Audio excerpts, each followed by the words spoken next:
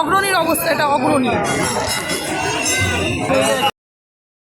কালকের অগ্রণীতে এসছিলাম, এত এত ভিড় ছিল, পালিয়ে গেছি বাড়িতে।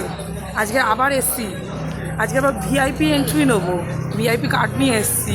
কালকে এত লাইন ছিল যে দেখতে পাইনি, আজকে দেখো চলেই এসছি প্যান্ডেলের কাছে, এই অল্প একটু লাইন আছে। আজকে গরমটাও একটু কম আছে, তাই একটু কষ্টটা কম হচ্ছে। চালু আছে